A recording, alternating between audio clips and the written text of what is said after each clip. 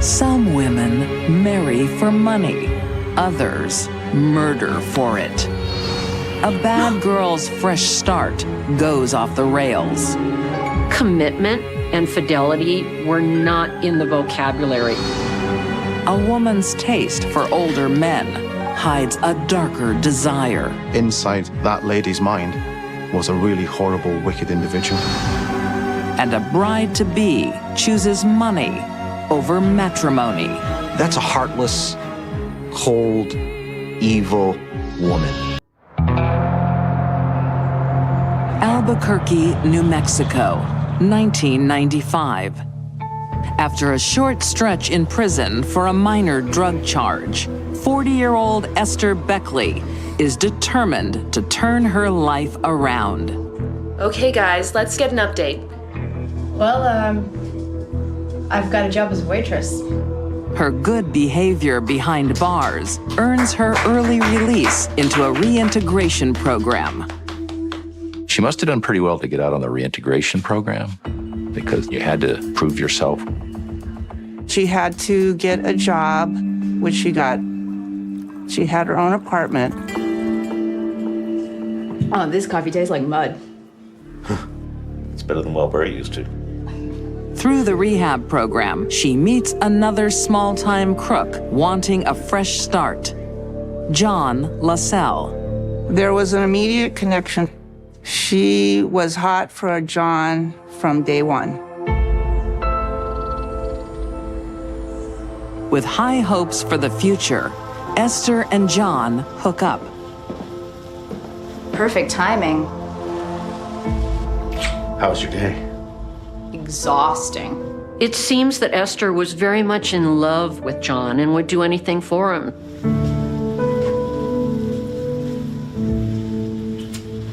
I think John LaSalle was kind of taking care of her. It's a role John is familiar with, Hey. as 25-year-old Shane Harrison knows. How's it going? Shane Harrison and John LaSalle originally met in prison. John was the big dog in the penitentiary and protected him, and he relied on him for that. You two seem to be doing well. I think she's the one. Another, and they had sex. Esther's playing with fire.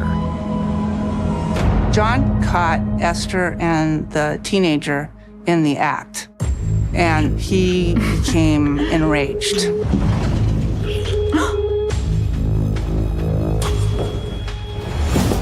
John, leave him. No! Don't hit him! John beats the boy. Of course, that violated his parole, so he had to leave town. You blew it. But he blamed Esther for that, not himself. So what's the deal with you two? I love him. You got a funny way of showing it. Esther can't be without a man for too long. Everybody cheats. Not when her ex's friend, Shane, is available. Is that right? The word commitment and fidelity were not in the vocabulary of any of these people. Shane doesn't exactly keep Esther on the straight and narrow. He did have a history of violence, armed robberies, and some of them were kind of scary. Esther isn't scared. Open the safe. She's impressed with Shane's stories of high-stakes crime. It's not gonna scare anybody. He robs a restaurant in his own hometown at gunpoint. Open the safe!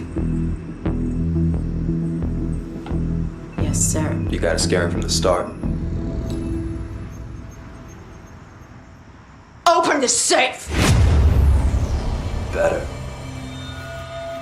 But she doesn't forget her one true love. And John LaSalle still needs her. Hello? That you, Esther? Hey, John. Hey, baby, you okay? I need some money. Sure. I'll wire some to you tomorrow. Apparently, John wanted money. He felt like she owed him because it was her relationship that ended up causing him to leave. Hey, man. Yeah. I'm looking after her. Esther's backup beau knows exactly how to make a few quick bucks. Shane told her about the Hollywood video store that would be a great place to rob. There was a lot of money there, that it was a busy store. Shane was the hardened violent criminal, not Esther. But Esther was easily led. She went along with it because he said, this is going to be your best way to get John back. With Shane's history of violence and guns, he never should have been out of prison. There is no rehabbing anyone like that. On March 3rd, 1996, Albuquerque's Hollywood video store is empty, except for 3 young clerks. 2 teenagers and a 30-year-old woman. Everybody was just trying to make a living.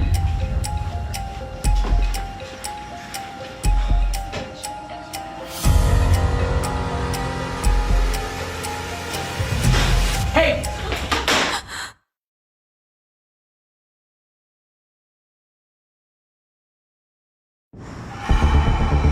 A video store holdup Get the tape out. The surveillance tape. Get it out. is just what Esther Beckley needs to bail out her boyfriend. Give it to me. I believe they started by grabbing Mylin, the manager. Get against the wall. One of the male clerks, Zach, just happened to walk into the back room. Hey! Get against the wall. He didn't realize what was going on until he finally looked at Esther, and then she was holding a gun on him. Stay there. Shane was in the front of the store with another clerk, Jawanda. Shut up! Get against the wall! You! Come with me! Watch them. Turn around! Must have been terrifying for the folks that were being robbed. People come in normally, they take your money and they run out the front door. This wasn't a normal robbery. Open the safe! Open it or I shoot your friends! Shane and Esther are about to be $4,000 richer once they immobilize the witnesses. Move it! Get down. Lie on the floor. Hands behind your back. They found themselves bound and laying down on the floor. It all goes to plan until Pauline and George McDougal, both in their 70s, have arrived to give their grandson Zachary a ride home. Who is it? Hey! Who is it? My grandparents. They're here to pick me up. They would do anything for him, and one of the things they wanted to do was make sure he got home safely every night after his job. Go! Go! You wait here. I'll go get it. Okay. Esther went out and knocked on their window. Zachary's still busy inside with Mylin. And I gotta wait, but the heater in my car is broken. Do you mind if I jump in the back? Oh, sure. Jump in. You must be freezing. I'll turn the heater up for you. Thanks. The grandparents realized they had been betrayed, Stay still. No one gets hurt. and there was nothing they could do. Esther hears what she described as someone pounding a hammer into cement. It's gunfire. Look ahead. Look ahead. All of the clerks at the video store were harmless. Shane coldly pulled the trigger. Why? Because he wanted to see what it was like to kill people.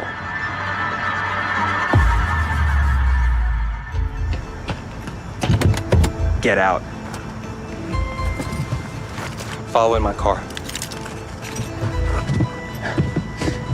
Drive. Drive! The McDougalls knew that their grandson was in that building and hadn't come out.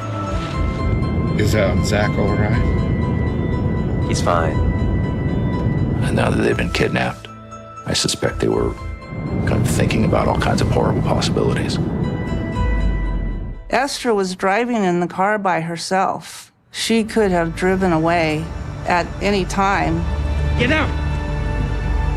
She had to have known what Shane was doing, and she was okay with it. Please. Together, standing over these two innocent, defenseless older people. You shoot them. I shot the other ones.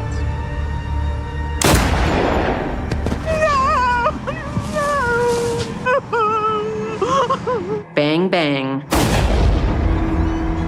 You're dead. They were nice old people. They had been taken out and just kind of slaughtered.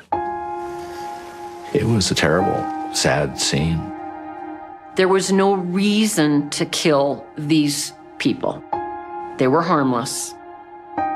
It was done for fun. But the fun ends when the pair try to cover up a trail that is 5 bodies long. The news story of the Hollywood video murders was huge in Albuquerque at that time because they had never had anything of that magnitude there before. Esther and Shane swear secrecy. Hello. Hey, babe. When you coming home? Not even John can find out, or so Shane thinks. The word feisty was used to describe Esther. When are you gonna stop cheating? I think combative and an instigator is more like it. I've done everything for you. I even killed for you. What did you say? You heard me. I killed for you. Don't be crazy. I think Esther was trying to impress John LaSalle. I gotta go. But John has his eye on a bigger prize. A $100,000 reward has been posted. He didn't like the crime, but even more than that, he wanted the money.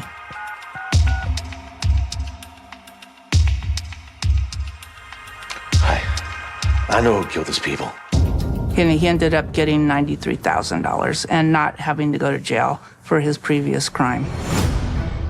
Esther Beckley, you're under arrest for murder. You have the right to remain silent. When the love of her life turns Esther in, she tries to pin the whole thing on Shane. Esther said Shane murdered both the grandparents. However, there were 2 guns. Strangely, both people were shot with both weapons. In 1998, Shane Harrison is convicted of a string of offenses, including 2 counts of first-degree murder, armed robbery, and kidnapping. He is sentenced to 258 years in prison. He was a big manipulator. His sole goal when he met people was to figure out how he could best use them. Esther Beckley pleads guilty to the same offenses and is sentenced to 95.5 years. She'll be eligible for parole when she is 120 years old. Esther kind of started out as a sidekick to a dangerous criminal, but she ended up being a very worthy student. I think Esther was growing into her true criminal self. Fortunately, she was stopped before anybody else died.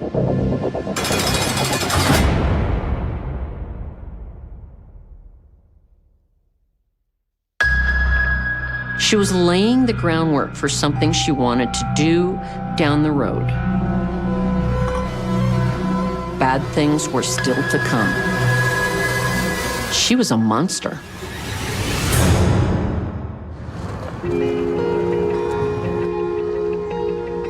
In 2010, in Newcastle, England, there's one English Rose who rarely misses her mark. 41-year-old Sharon Swinhoe. What time's the game start?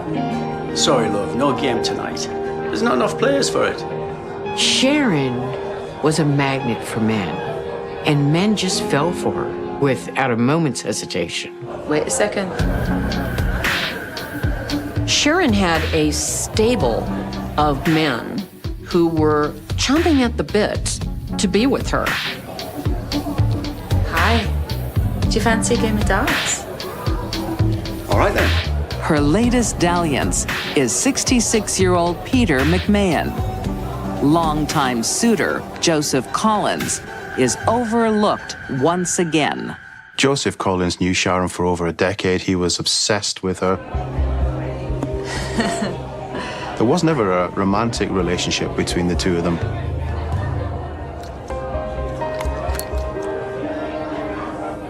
Thanks, Pete. It's all new territory for Peter, though, and he can't believe his luck. Oh, nice one, Sharon. Not bad. She was 24 years younger than him. Oh. And he very quickly became obsessed with her. Peter fell for her in a very big way.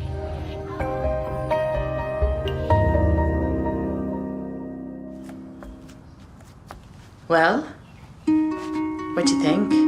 Wow. I can't believe how lucky I am. He was with a younger woman. That made him happy. He was having sex. Of course, that made him happy. If I only had some new shoes to go with it. Shoes it is. He was swept away. Well, let me thank you properly. Peter had never been very lucky in love. He'd been married and divorced twice.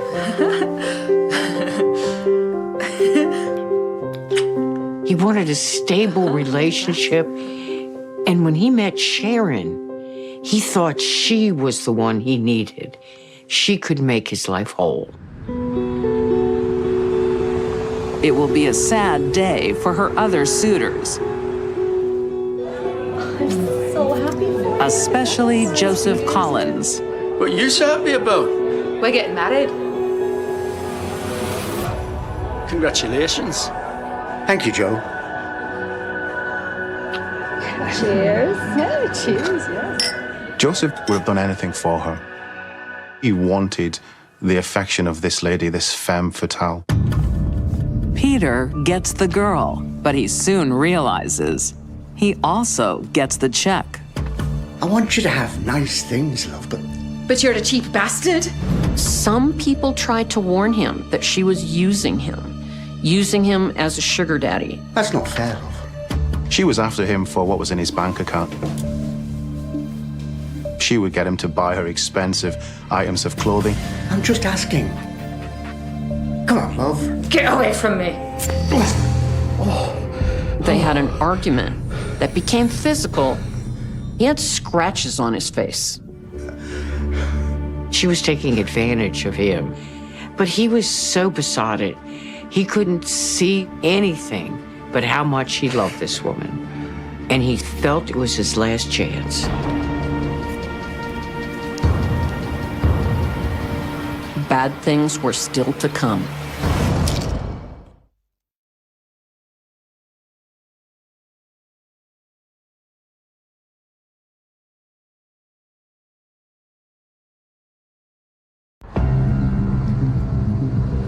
Newcastle, England, 2012. 68-year-old retiree Peter McMahon may have bitten off more than he can chew. 43-year-old Sharon Swinhoe is costing him a fortune. She wanted to get everything out of that man she could. She called him her sugar daddy. But it's not Peter who's complaining. It's Sharon. Please, tell me what's wrong. I can't. I'm so ashamed. Please, I want to help you. It's Peter. You raped me. Sharon accused Peter of raping her. She said that he had sexually assaulted and attacked her in her own home. You've got to go to the cops. They won't do anything. Of course it wasn't true. Peter didn't assault Sharon. She just said that to the police because she was planting a seed.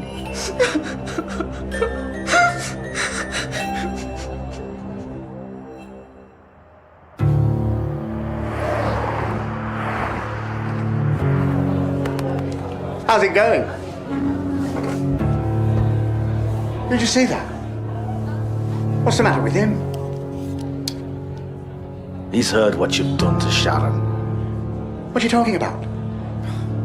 The whole damn town knows you've raped her. His world had come to an end. Sharon was it for him, and now she was saying the worst thing possible.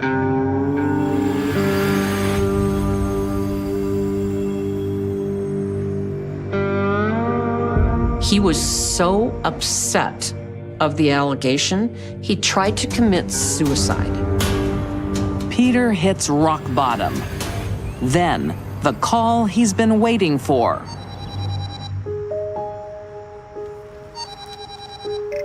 Hello? Hi, it's me. And it was Sharon, and his heart soared. Sharon? How are you, love? Okay, but I miss you. I miss you too, love. Maybe we could get together. I'm on my way. Peter was just in heaven. He couldn't believe his fabulous luck. He'd missed Sharon so badly. This is exactly what he had been praying for. But be careful what you pray for. Peter was in for quite a surprise.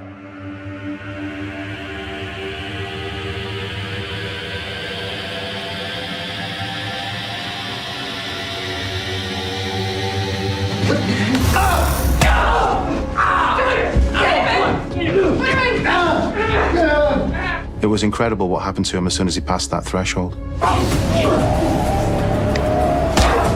They set upon him with vicious intent. The thing that tells me Sharon was really into it, she tried to gouge Peter's eyes out with her fingernails. The beating turns into prolonged torture. Sharon demonstrated that she had an unlimited depth of cruelty and evil residing inside her soul. She was vicious and malicious. She showed absolutely no compassion to the man that she claimed to love. Mercifully, Peter finally passes, at least in the real world. Sharon ensures his identity lives on. Sharon was picking up a repeat prescription that Peter had from the chemist to profligate the lie that Peter McMahon was alive and well. Over the next 6 weeks, she drained his bank account and used his credit cards.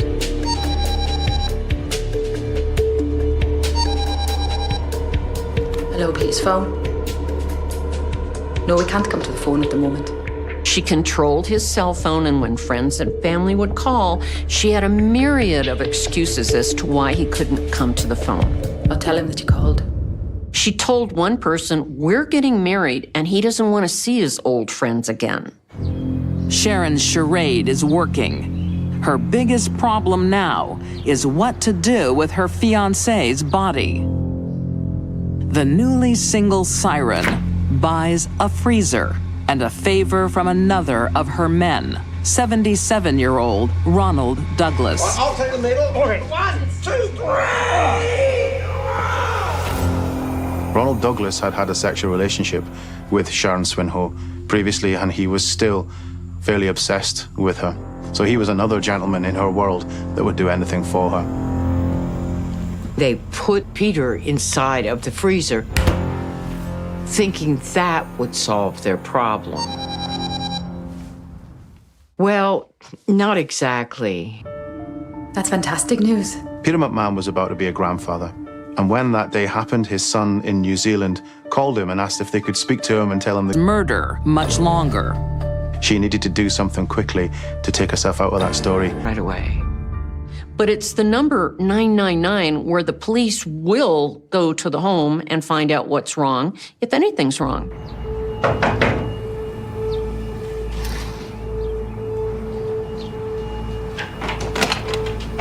Mom, you've called an emergency? It's my fiancé. I think he's dead. And I know who did it. And where they're keeping the body. Can we come in? Sharon's men are disposable. Next to go, her partner in crime, Joseph Collins.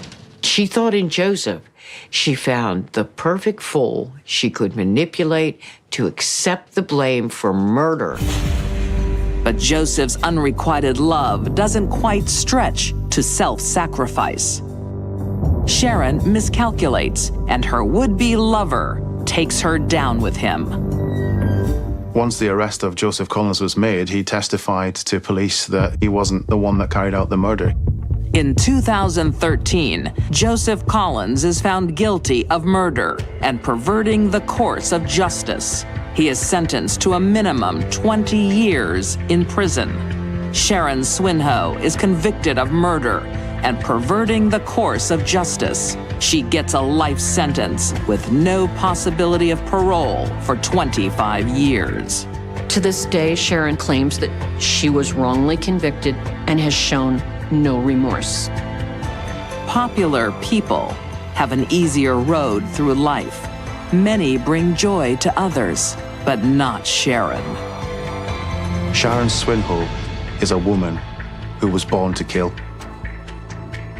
She was a monster.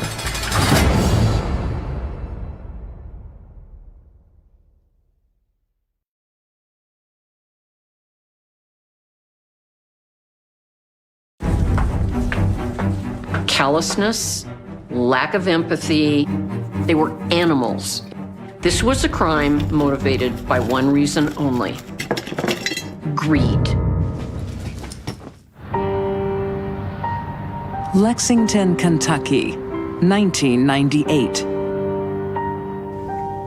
Things are on the up for 37-year-old Virginia Cottle. She moved in with Stephen.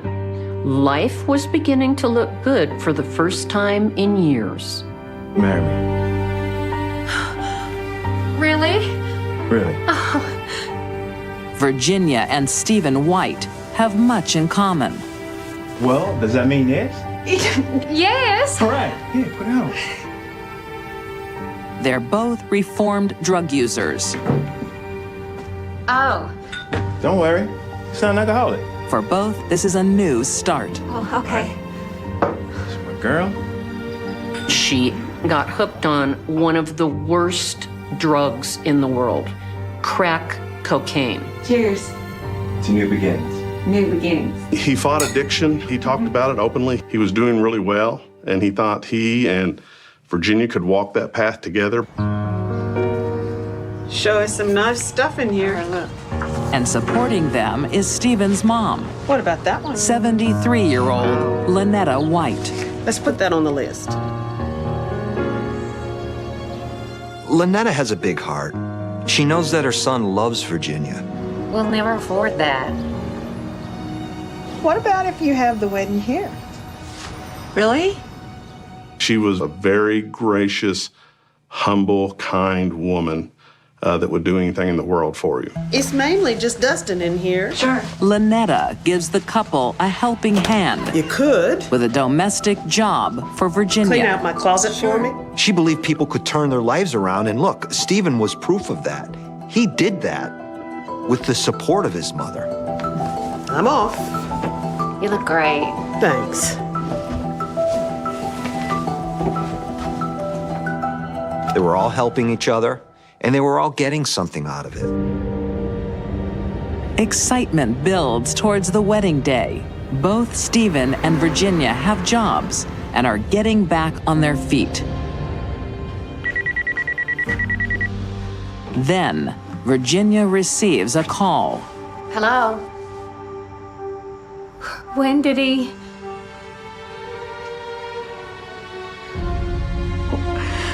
Oh, I see. It's about her ex. He's taken his own life. In grief, Virginia turns to old comforts.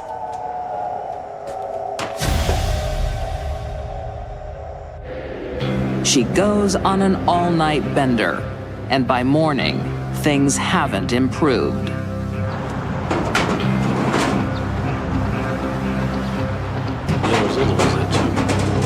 It doesn't take long for Virginia to cause chaos in Stephen's life. What happened? He's dead. Who's dead? Tom! He's killed himself. And she makes a scene. Are you high? Are you listening to me, I said? I'm listening to you. I should have listened. I should have listened. Stop me. Fellas, be cool. Give me a minute. Give me a minute. He's embarrassed. He's enraged. You gotta get help. You go home. You check into rehab today, now. Where is this train heading? This train is heading for a huge explosion. Virginia doubles down, falling easily into her old ways. Virginia? Jonathan, are you kidding me? Hey. And into the arms of an old friend, 38-year-old Jonathan Goforth.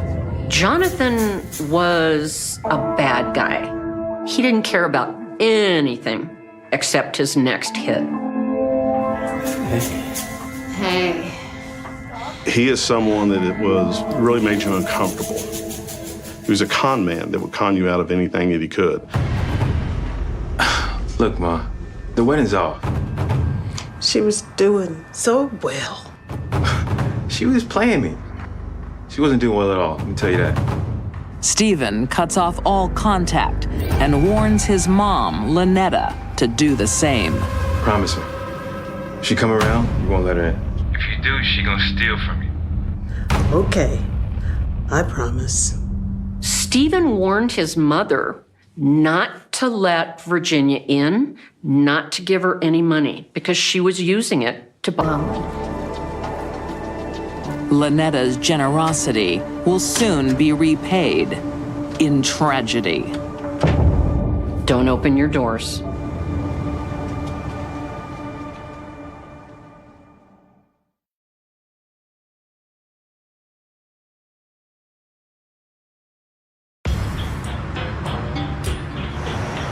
In Lexington, Kentucky, Jonathan Goforth and Virginia Caudle are addicts desperate for a fix. He had been running pretty hard. Do you have any more crack? Staying up all night, smoking crack with Virginia. You got any money? No. And doing anything they could to buy crack.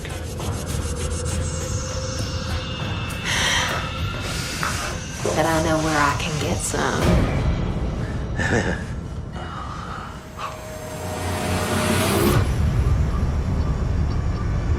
On the morning of March 15th, 1998, the pair pay a visit to Virginia's would-be mother-in-law.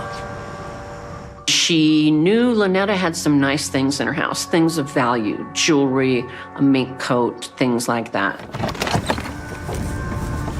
I'm so sorry to bother you again. Girl, I am no fool. Miss White, I think, knew in her mind that this isn't right that she's here at that time. Just another 50. No, that's it.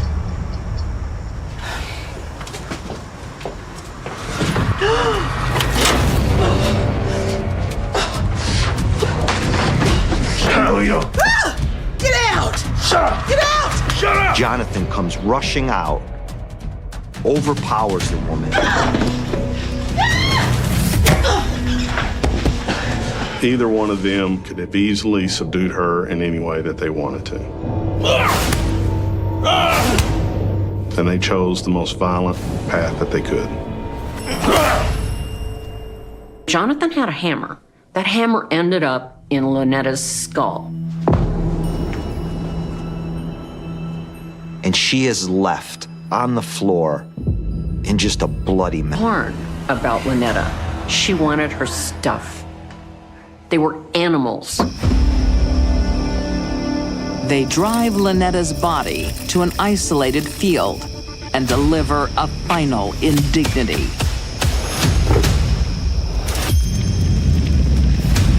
Virginia and Jonathan displayed nothing but callousness, lack of empathy in the way they killed this poor little woman and then desecrated her body by burning it. That's a heartless, cold, evil woman. And that's who Virginia is. Drugs or no drugs. It's quite the haul. But as the pair hawk Lynetta's valuables, they don't realize they're laying a trail.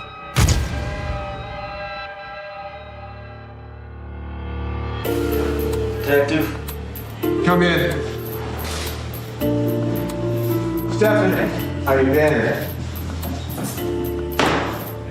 What am I doing the laundry now? You'll want to see this. Killing the elderly proves too much for their customers. This is good. It's really good. Thank you, Stephanie. They were so enraged by the act that they voluntarily gave us information and physical evidence linking her to it. A devastated son confirms the truth. Yeah, there is. Stephen immediately suspects Virginia. I mean, 2 and 2 make 4. But Virginia and Jonathan have already left town. Separately, they go about their ways, and they're on the run for 8 months.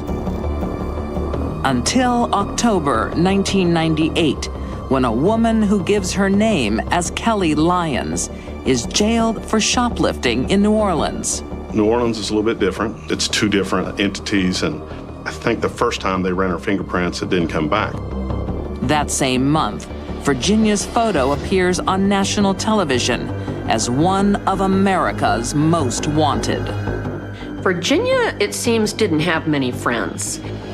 Some of the inmates had seen that episode and had told the people at the jail, that's Virginia Cottle. That's not Kelly Lyons. Her real name's Virginia Cottle. She's wanted for a murder in Lexington, Kentucky. Well, I'll be damned. That's her, right? Yep. Looks like our shoplifter's a killer.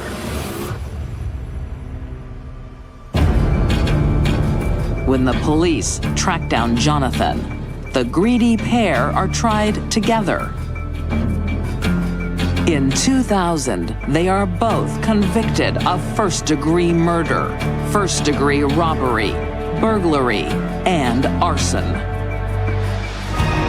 Virginia is an evil, deadly woman who would stop at nothing to get what she wanted. Jonathan Goforth is sentenced to death. Virginia Cottle is also sentenced to death. They both remain on death row. When Jonathan was sentenced, he cracked a smile. And it just goes to show you how vicious he is. The promise of a loving marriage and caring in-laws couldn't compete with Virginia's addiction. This was a crime motivated by one reason only: greed. I need your stuff to get drugs for me. That simple.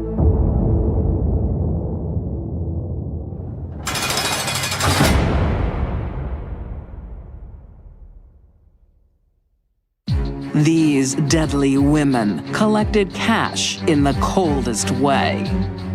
At exactly 6:42 a.m., a tram screeches along Invalidenstrasse, metal on metal, a sound that has always arrived too early for the city, and on that winter morning in 1980 it slices through a silence that should never have been broken, because somewhere behind the concrete facades, in an apartment that smells faintly of coal dust and old coffee, time has already stopped, and no one yet knows it, not the neighbors pulling on coats, not the shopkeepers lifting steel shutters, not the city itself, divided by walls and watchtowers, unaware that it is about to inherit a mystery that will refuse to die.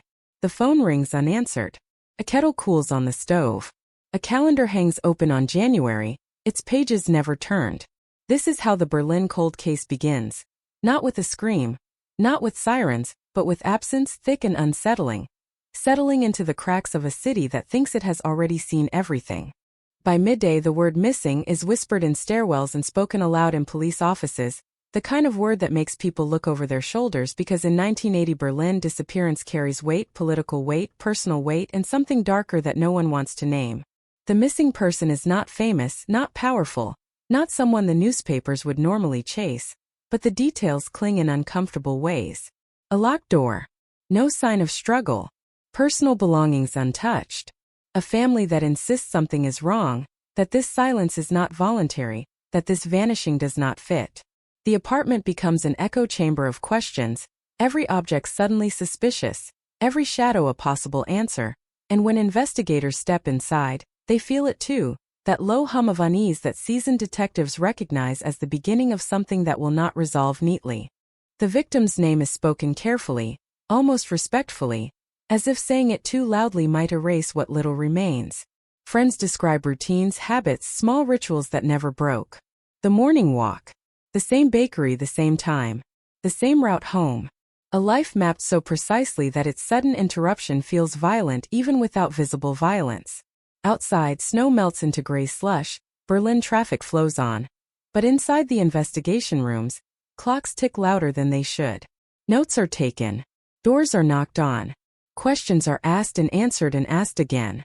No one admits to seeing anything unusual, and that somehow is the most unsettling detail of all. The newspapers pick it up quickly. Short articles at first. A column here, a paragraph there. Mysterious disappearance. Family appeals for information. The phrase cold case is not yet attached, but the chill is already there, creeping in as days stretch into weeks. Posters appear on lampposts, black and white photos staring back at passers-by, eyes frozen in a moment that now feels painfully distant. Each poster is a small accusation aimed at the city. Someone knows something. Someone always does. But Berlin in 1980 is a city trained in silence. A city where secrets are currency and looking the other way is often safer than looking too closely. Investigators follow every lead, and there are not many. A neighbor heard footsteps on the stairs but can't say when. A shopkeeper remembers a familiar face, but can't remember the date. A colleague mentions tension at home, then retracts it, then insists it was nothing. Files begin to thicken with half-statements and crossed-out lines. The wall between East and West looms in every conversation, an unspoken question hanging in the air. Did politics play a role? Or is this something more intimate, more domestic, more terrifying because of how ordinary it might be? The case straddles boundaries, both geographic and psychological, and with every passing day, certainty slips further away. Inside the family, pressure builds like steam in a sealed room. Grief has not yet arrived because hope refuses to leave, but it has nowhere to go, and it turns inward, sharpening into suspicion. They retrace steps, replay conversations, argue over details that once seemed insignificant. A missed call. A closed door. A disagreement that ended too abruptly. Police notice the cracks, the way voices rise and fall during interviews, the way eyes dart to the floor at unexpected moments. Nothing concrete. Nothing chargeable. Just a feeling that the truth is closer than it appears, and farther away than anyone wants to admit. Months pass. Then years. The file is stamped, refiled, reopened, reviewed, and slowly, quietly, pushed to the back of a cabinet. This is how cold cases are born, not in dramatic failure, but in gradual exhaustion. Leads dry up. Witnesses move away. Memories blur. Berlin changes. Streets are renamed. Buildings are demolished. The city sheds layers of itself, but the unanswered questions remain, preserved in paper and ink, waiting for someone to breathe life back into them. For the family, time does not heal. It calcifies. Every anniversary becomes an accusation. Every holiday an empty chair. Every knock at the door a momentary surge of impossible hope. The community remembers in fragments. Older residents lower their voices when the case is mentioned. Younger ones know it only as a story, something their parents whispered about, something that happened before the city was whole, before borders fell, before answers were expected. Cold case, people say now, as if the label itself explains the silence, as if naming it somehow makes it safer to live with. But the truth, whatever it is, has not gone anywhere. It has simply learned how to wait.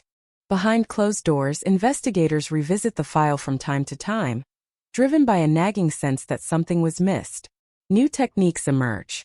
Old assumptions are questioned. A statement that once seemed irrelevant suddenly feels heavy with implication. A family member's timeline doesn't quite line up. A financial record raises an eyebrow. The case breathes again, faintly, like embers stirred after decades of ash. And with that breath comes a realization that lands like a blow. The danger may never have been outside the home at all.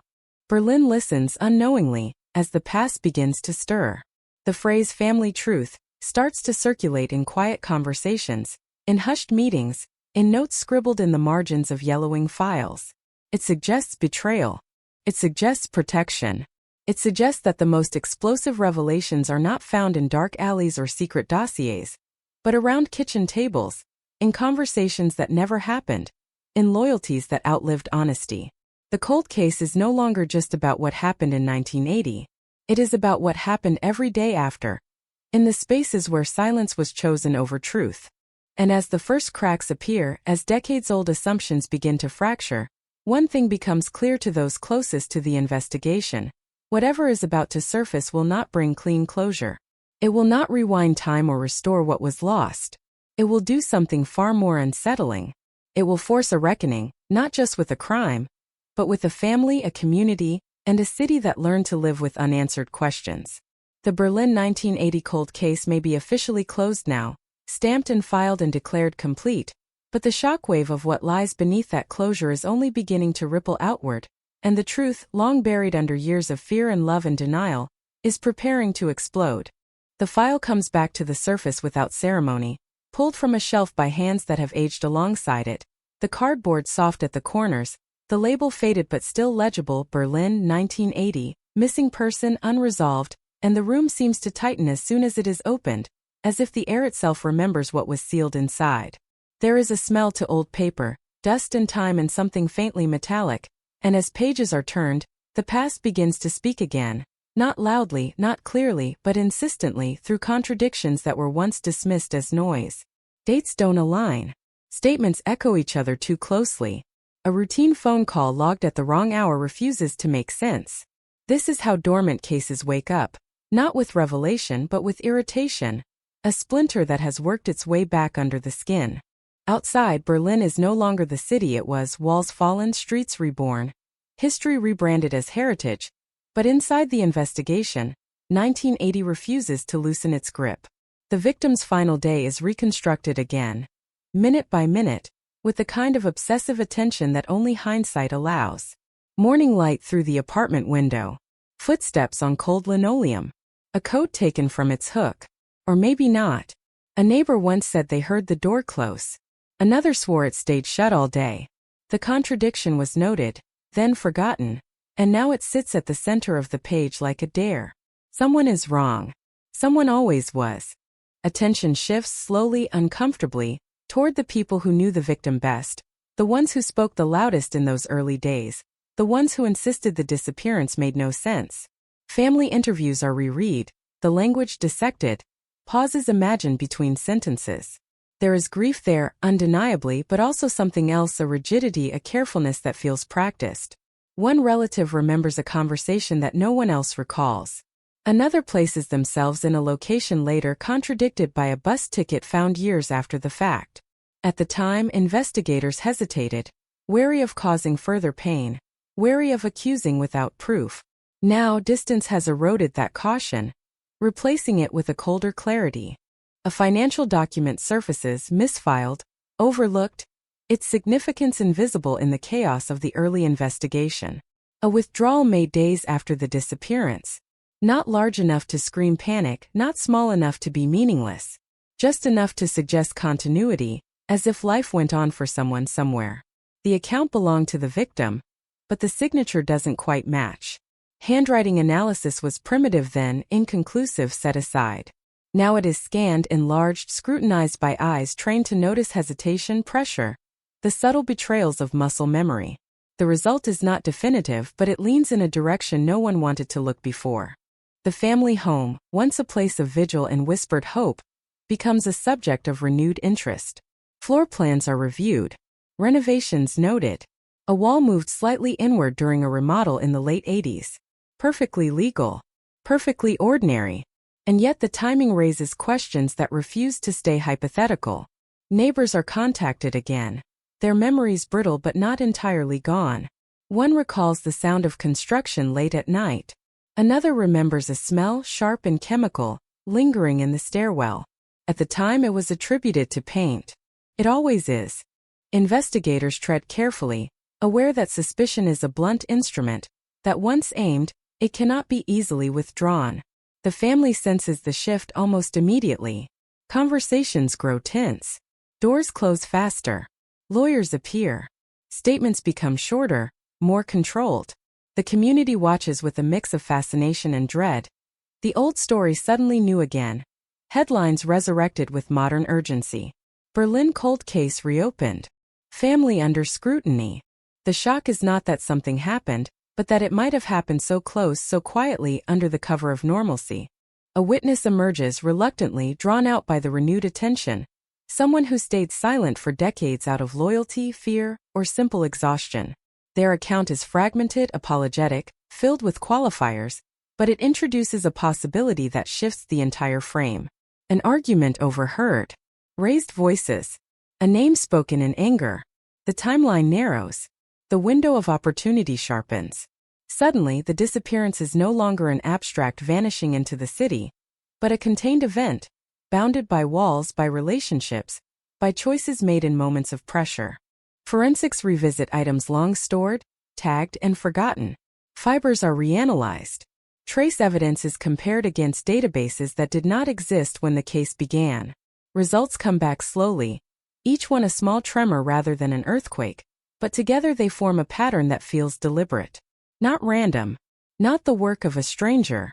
This was personal. Intimate. The kind of act that requires proximity and trust, and the kind of cover-up that depends on cooperation, or at least silence. The phrase cold case takes on a new texture, less about time passed and more about emotional temperature. The chill that settles when familiar faces become potential suspects. Investigators feel it. Journalists feel it. The family feels it most of all. Old alliances fracture. Siblings stop speaking. Childhood memories are weaponized, reinterpreted through the lens of suspicion. Who was capable of what? Who benefited? Who had reason to lie? The truth, once imagined as a single buried fact, now looks more like a web, every strand connected to another. Behind the scenes, prosecutors debate feasibility. Evidence is circumstantial. Key witnesses are dead. Statutes loom. The case may be officially closed soon, not because it is solved beyond doubt, but because the threshold for action has been met, barely, precariously. The irony is suffocating. After decades of uncertainty, resolution arrives not as clarity, but as compromise. A narrative solid enough to stand, fragile enough to be questioned forever. As word spreads that a family truth is at the heart of the case, Berlin reacts with a collective intake of breath. This was not the ending anyone imagined in 1980. Not a shadowy outsider. Not a political conspiracy. Something smaller. Closer. More unsettling because it suggests that the greatest dangers often hide in plain sight. Wrapped in routine, protected by love, shielded by the reluctance to believe the worst about those we know best. And still gaps remain. A missing hour. An unaccounted movement. A decision made or not made that changed everything. Investigators feel the weight of it as they prepare their final report, knowing that what they present will close the case on paper, while leaving it permanently open in the minds of those who lived through it. The past has been disturbed but not fully unearthed, and as the story accelerates toward an official conclusion, the sense grows that the most devastating truths are not the ones proven in court, but the ones that surface quietly late at night, when the city is still and the echoes of 1980 refuse to fade. The announcement comes in a muted room, fluorescent lights humming, voices kept deliberately calm, but the words carry a charge that ripples far beyond the walls. The Berlin 1980 cold case is being prepared for closure. Not resolution. Not certainty. Closure. The distinction matters and everyone in the room feels it. Closure is administrative. Closure is a stamp, a signature, a line drawn under decades of doubt. It does not mean the truth has been fully spoken. It means the system has reached the end of what it can prove. And in this case, what it can prove circles uncomfortably close to blood. The final timeline is assembled like a fragile machine, each component dependent on the next. The victim returns home earlier than expected. A family member is present, contrary to their original statement. An argument ignites, its cause still debated, its intensity only guessed at through the testimony of someone who heard shouting through walls thick with denial. There is no eyewitness to what follows, no single moment that can be pointed to and named, but the aftermath speaks in its own quiet language. The door that never opened again. The phone that never rang. The life that simply stopped intersecting with the outside world. Investigators lean heavily on behavior, on what happened after, on the decisions that ripple outward from a single irreversible act. The cleaning, the late-night activity, the disposal of items no one could later account for. Each action, innocuous in isolation, becomes damning when aligned with the others. This is not the story of a perfectly planned crime. It is the story of panic contained within familiarity, of someone trying to restore order to a world that had just shattered, using the only tools available: routine, secrecy, and the assumption that love would excuse what evidence could not yet expose. The family fractures publicly now. Statements contradict each other in the press. One insists on innocence, clinging to the idea of an external threat, an unknown assailant who slipped through the cracks of a divided city. Another retreats into silence, advised by counsel, eyes fixed on the floor during interviews, as if the ground might offer refuge. A third speaks too much, filling gaps with speculation, inadvertently tightening the net around themselves. Journalists catalog every word, every expression, turning human reactions into data points, into headlines that scream betrayal and shock and scandal. Family truth explodes decades later. They write, and for once it doesn't feel like exaggeration. The explosion is not loud, not cinematic. It is slow, corrosive, eating away at the shared narrative that once held the family together. Old photographs resurface, analyzed for what they might reveal. Body language is scrutinized. Smiles are reinterpreted as masks. Even memories are no longer safe, each one suspect, each one potentially rewritten to serve survival. The victim, paradoxically, becomes less visible as the case moves forward. Their life is reduced to reference points, to moments that support or contradict theories. Friends protest quietly, reminding anyone who will listen that this was a person, not a puzzle, that their absence left a shape in the world that cannot be filled by conclusions alone. But the machinery of closure grinds on, indifferent to sentiment. Prosecutors assemble what they can. Investigators tie loose ends where possible. The rest is acknowledged as unknowable, a footnote to the main narrative. In closed meetings, doubts are voiced. What if the truth is only partially revealed? What if the real sequence of events is more complex, more shared, than the evidence suggests? What if silence was not the choice of one person, but a collective agreement, born of fear and loyalty and the belief that some things once done cannot be undone? These questions linger, but they do not stop the process. The law does not require perfection. It requires sufficiency. When the case is officially closed, the reaction is immediate and uneven. Some feel relief, a long-awaited end to uncertainty. Others feel cheated, convinced that closure without confession is just another form of disappearance. The family releases a statement, carefully worded, expressing sorrow, denying wrongdoing, condemning speculation. Satisfies no one. The community is left suspended between acceptance and suspicion, unsure which version of events to carry forward. Berlin absorbs the news the way it absorbs everything, layering it onto its already dense history. The story becomes part of the city's mythology, told in true crime podcasts, dissected in late-night conversations, referenced whenever the phrase cold case is uttered with a knowing shake of the head. It joins a catalog of unresolved questions, reminders that even in an age of technology and transparency, some truths remain stubbornly out of reach. Years have passed since the disappearance, but time has not dulled the emotional impact. For those closest to the case, the closure feels provisional, like a door shut without being locked. They replay interviews in their minds, wonder about alternative paths, about questions that were never asked with enough force. The idea that the most critical answers may have died with those who held them is a quiet torment, one that offers no release. And yet, something fundamental has shifted. The narrative is no longer about a person swallowed by the city, but about what happens when the danger comes from within, when the instinct to protect family collides with the obligation to tell the truth. The Berlin 1980 cold case stands as a cautionary tale, not just for investigators, but for anyone who believes that time alone can bury guilt. Time preserves as much as it erodes. It sharpens memories. It magnifies consequences. Late at night, in apartments that overlook streets renamed and repurposed, people who lived through that winter still think about the unanswered parts.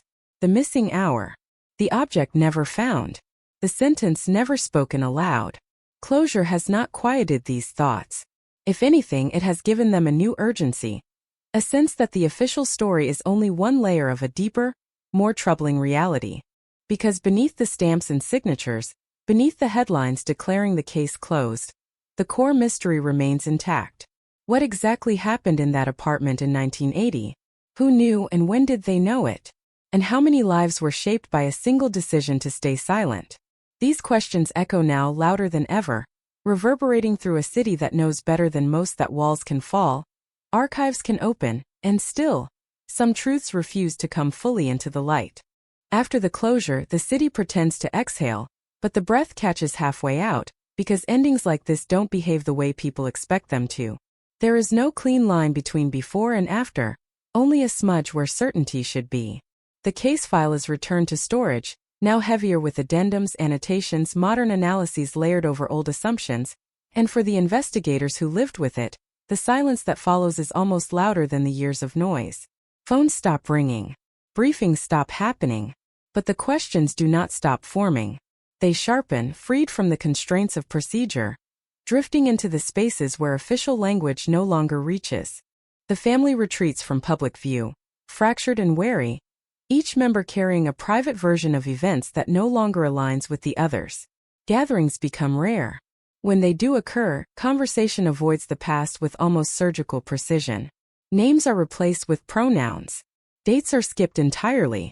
The absence that once belonged to one person now fills every room, an uninvited presence that no one knows how to acknowledge. Silence, once a strategy, becomes a habit, and habits are hard to break even when their purpose has expired. Journalists move on as they always do, chasing fresher shocks, newer scandals, but a few remain haunted, unable to let go of the inconsistencies that never made it into print. They revisit their notes, listen again to recordings, catch the tremor in a voice they dismissed years earlier as grief.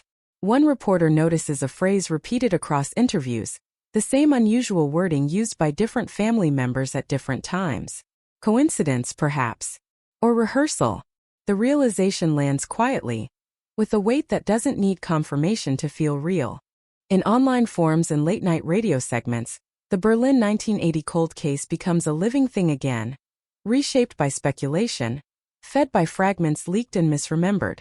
Amateur investigators draw diagrams, map timelines, argue over motives with the confidence of distance. Some defend the family fiercely, offended by the implication that blood could betray blood. Others see patterns everywhere, convinced that the official closure is a convenience, not a conclusion. The case fractures into narratives, each one reflecting the fears and beliefs of the person telling it. What lingers most stubbornly is the missing body. No grave, no site of mourning, no physical proof to anchor grief. The absence becomes abstract, almost theoretical, and that abstraction allows doubt to thrive. If there is no body, some argue there is room for hope. Others counter that the lack of remains is itself evidence, a testament to how thoroughly the truth was hidden. The city offers no answers. Construction continues. Foundations are poured. Old buildings are stripped to their bones and rebuilt, erasing potential traces with every improvement.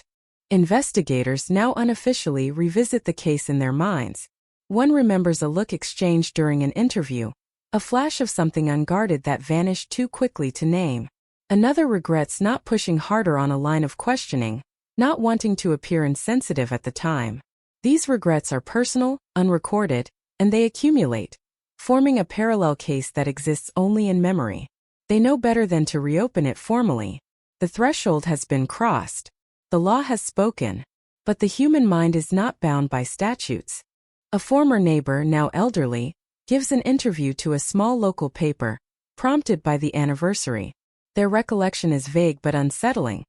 A car idling late at night, lights off, engine running longer than necessary. At the time it meant nothing. Now it joins the constellation of maybe evidence. Another star in a sky already overcrowded with speculation. The paper publishes the quote with a cautious headline. It sparks a brief flurry of attention, then fades, unresolved like everything else connected to the case. Within the family, guilt and innocence blur. Not because the truth is unclear, but because responsibility may not be singular. There is a growing sense, whispered rather than stated, that even those who did not act may have chosen silence when speech was still possible. The idea is corrosive. It challenges the comforting binary of perpetrator and victim, replacing it with something more disturbing. Complicity by omission. Love as a shield. Fear as an accomplice. The victim's friends mark the passing years in quieter ways. A candle lit on a windowsill. A name spoken softly on a birthday. They are less concerned with legal closure than with remembrance, with resisting the reduction of a life to a case number. They share stories that never made it into police files, small human details that feel more true than any official narrative. Laughter at inappropriate moments. A stubborn refusal to be late. A habit of humming while cooking. These memories are acts of defiance against erasure. Berlin itself seems to participate in the remembering, though it would never admit it. Certain streets carry a different weight for those who know the story. Certain buildings invite a second glance. The city's layered history makes it uniquely receptive to unresolved pasts, to stories that refuse to stay buried. This cold case becomes one more echo in a place already saturated with them. A reminder that progress does not erase what came before, it simply builds on top of it. From time to time, a rumor surfaces, usually late, usually unverifiable. A deathbed confession that never quite materialized. A box of documents rumored to exist, then denied. Each rumor raises hope just enough to hurt when it collapses. The cycle repeats. Anticipation. Disappointment. Silence. The emotional whiplash is exhausting, and eventually most people stop reacting. Fatigue becomes its own form of closure. But beneath that fatigue, the core discomfort remains untouched. The idea that the truth was close enough to feel, close enough to almost grasp, and yet never fully claimed. That justice in its most human sense may have been sacrificed to preserve something else. A family's remaining cohesion, a community's stability, a system's need for finality. The trade-off is never stated explicitly, but it is felt in the spaces where answers should be. The Berlin 1980 cold case now exists in a strange limbo, both closed and open, concluded and unfinished. It teaches a lesson that no one asked for and no one quite wants. That time does not guarantee revelation, that proximity can obscure as much as it reveals, and that the most devastating truths are sometimes those that surface without proof, leaving behind only conviction and doubt in equal measure. As night settles over the city, lights flicker on in apartments old and new, and somewhere, someone thinks about a winter morning long ago, about a tram screeching down a street that has since changed its name, about a door that closed and never opened again. The case may be over on paper, but its presence is stubborn, lingering in the collective consciousness like a bruise that darkens when pressed. And in that lingering, the mystery endures, not as a question waiting to be answered, but as a fact to be lived with, an unresolved chord that continues to vibrate long after the music has stopped. Time does something strange after a case is closed. It stops moving forward and starts folding back on itself, pulling moments from different decades into the same uneasy present. For those still orbiting the Berlin 1980 cold case, the past no longer feels distant. It feels active, like a low-frequency signal humming beneath everyday life. A name overheard on the radio. A familiar street corner glimpsed from a bus window. Each coincidence lands with disproportionate force, as if the city itself is conspiring to keep the memory alive. In private, investigators admit what they never could publicly. Closure was a compromise. It was built on probability, not certainty, on patterns strong enough to suggest truth but too fragile to withstand the full weight of proof. They talk about it in careful language, choosing words like likely and consistent with. phrases that sound authoritative until you lean too closely into them. Beneath the professionalism, there is frustration. The sense that they came close enough to feel the heat, but not close enough to touch the fire. The family, now scattered across cities and countries, lives with the aftershocks in different ways. One member becomes obsessed with normalcy, curating a life so orderly it leaves no room for doubt. Another withdraws, shrinking their world to a manageable size, avoiding conversations that might drift toward the past. A third embraces exposure, granting interviews that are equal parts defensive and defiant, insisting that the story has been twisted, that the public wants a villain more than it wants the truth. Each strategy is a survival mechanism, and none of them bring peace. What gnaws at the edges of every version is the same unresolved core motive. The investigation outlined possibilities, but motives are not facts. They are narratives we build to make actions comprehensible, and in this case, every proposed motive feels insufficient. Money doesn't explain the length of silence. Anger doesn't explain the coordination required. Fear doesn't explain the endurance. Something deeper must have been at play, something rooted in history, in relationships shaped long before 1980, in dynamics invisible to outsiders and poorly documented even by those living inside them. A psychologist who reviewed the case years later offers a theory in an academic journal, careful to anonymize details but transparent enough for those familiar with the story to recognize it instantly. They write about family systems under pressure, about how unspoken rules can become more powerful than laws, about how a single crisis can lock people into roles they never consciously chose. The article circulates quietly among true crime enthusiasts and professionals, adding another layer to an already dense narrative. It explains everything and proves nothing. The absence of physical remains continues to haunt the case like a missing chapter. Without it, there is no definitive endpoint, no place to direct grief. Memorials feel premature, even accusatory. To mourn openly would be to accept a conclusion some are not ready to acknowledge. To refuse mourning feels like denial. The result is a strange emotional paralysis, a suspension between hope and acceptance that stretches across decades, exhausting everyone it touches. Occasionally, technology teases the possibility of change. New methods, new databases, new promises that the past can be decoded if only enough data is fed into the system. Each advancement sparks a brief resurgence of interest. Could something overlooked finally speak? Could a fragment yield a location, a confirmation, a final answer? The reality is always the same. Without something new to analyze, technology has nothing to say. Progress stalls.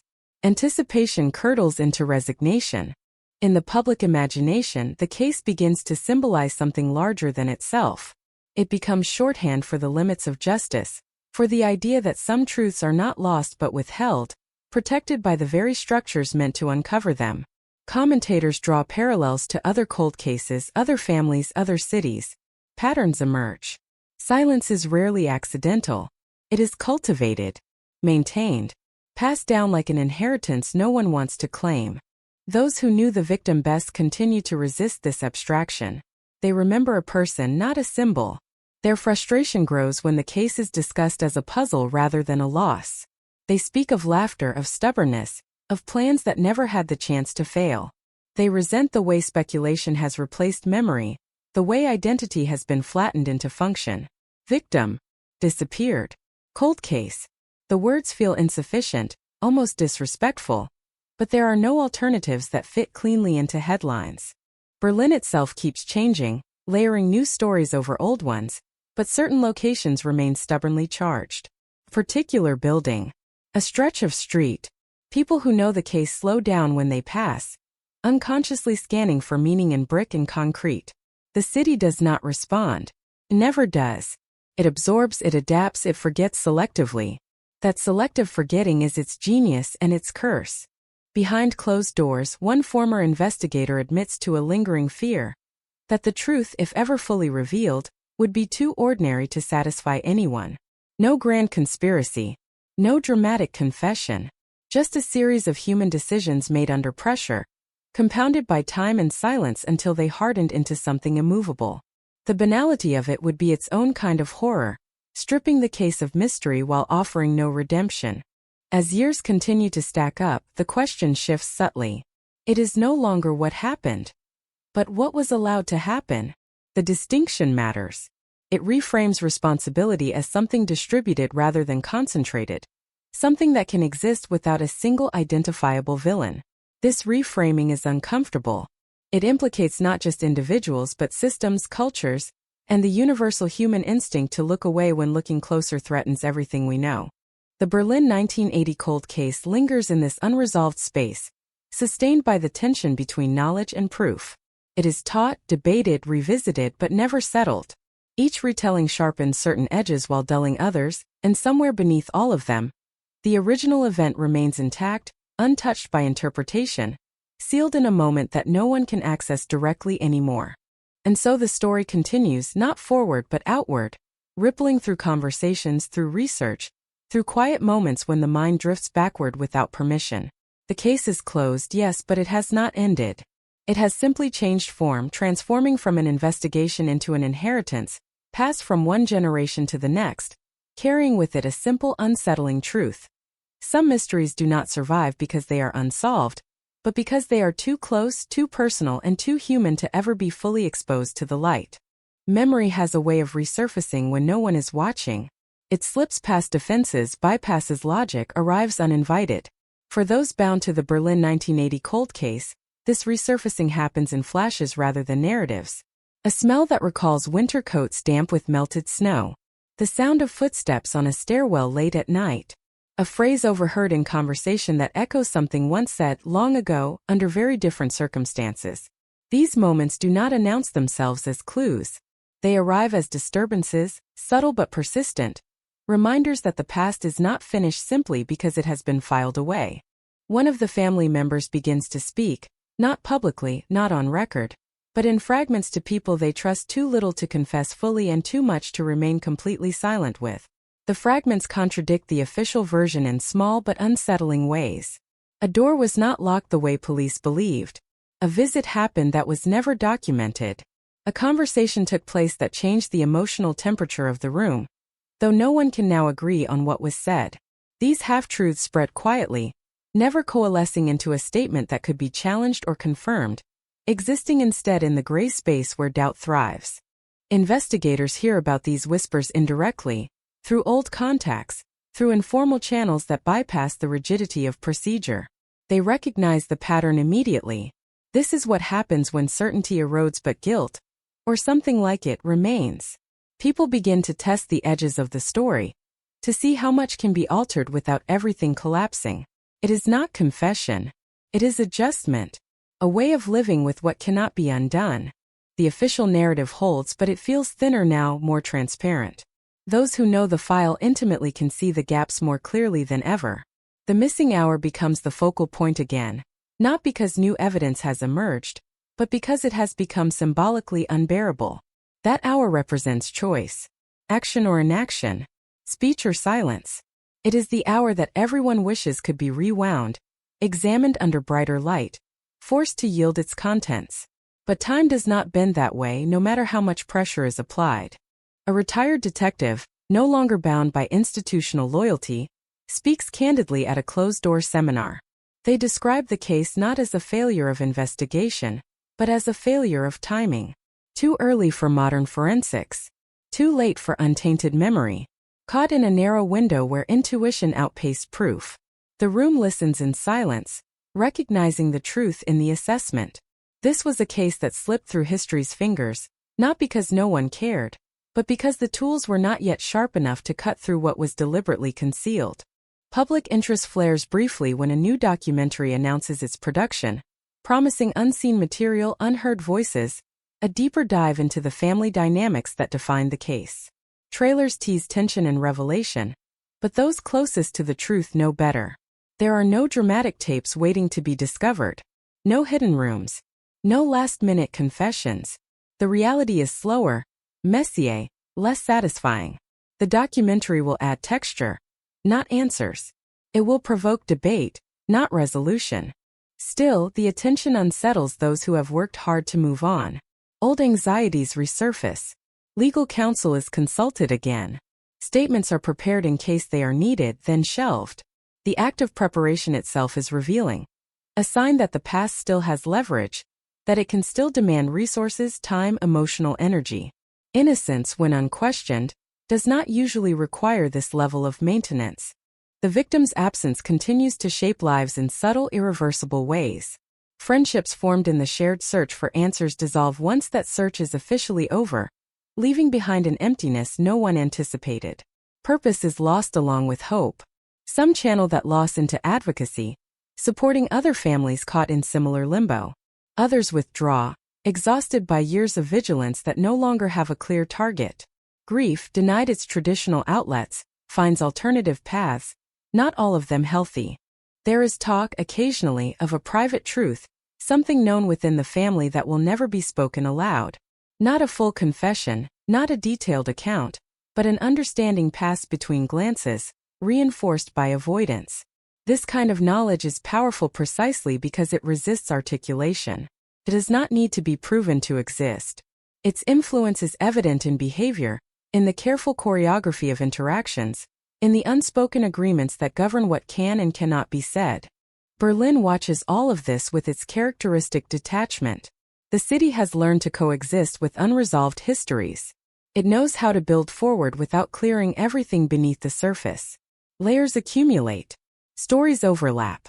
Some are commemorated. Others are quietly absorbed. The cold case becomes another sedimentary layer, pressed down by time but not erased, contributing to the city's unique density of memory. As the years continue to pass, the urgency fades but the unease does not. The case becomes less about justice and more about legacy. What will be remembered? What will be taught? What version of events will survive once those who lived through it are gone? These questions linger unanswered, shaping decisions in subtle ways. A hesitation before speaking. A choice to omit rather than explain. Silence once again asserts itself as the most durable outcome. And somewhere within that silence, the truth remains intact, neither advancing nor retreating, waiting without expectation. It does not demand discovery. It does not require acknowledgement. It simply exists, anchored to a moment in 1980 that continues to cast a shadow long enough to reach into the present.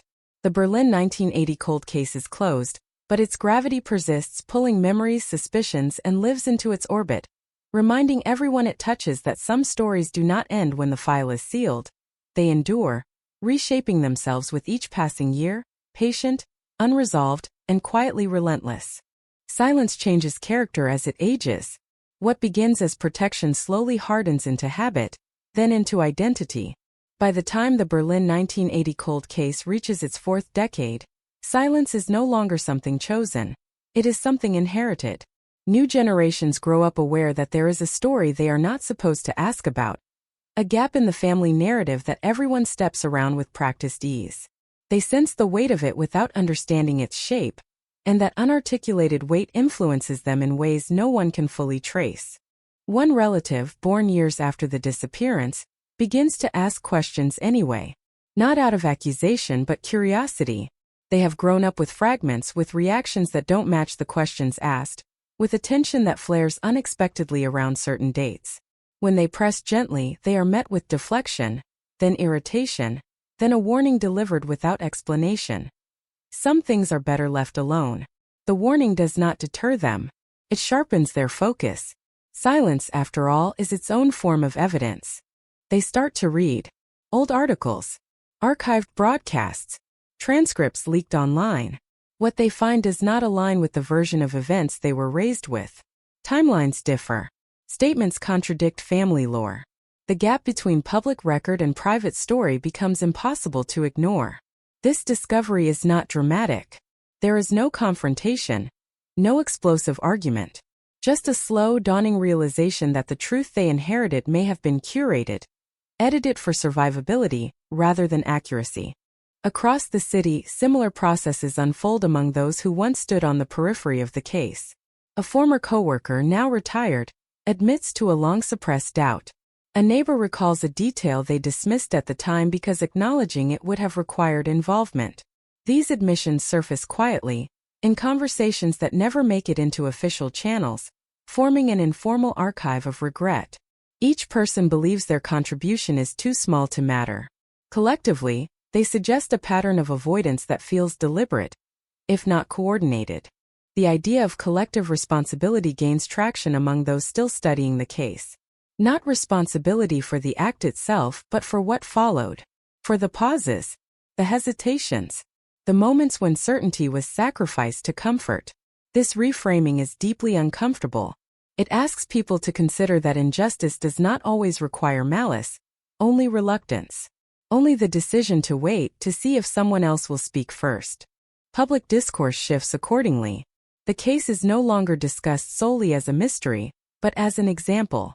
A warning about proximity, about the dangers of assuming that closeness guarantees transparency. Panels and lectures reference it obliquely, stripping away specifics to focus on the broader implications. How families close ranks. How communities rationalize inaction. How institutions constrained by evidence sometimes accept narratives they privately doubt because there is no viable alternative. The family feels this shift acutely. Even without direct accusation, the implication hangs in the air. They are no longer being asked what happened, but how it was possible for nothing to happen publicly for so long. This question has no satisfying answer. It cannot be addressed with denial or proof. It speaks to dynamics rather than events, to atmosphere rather than action. An atmosphere, once acknowledged, is difficult to dispel.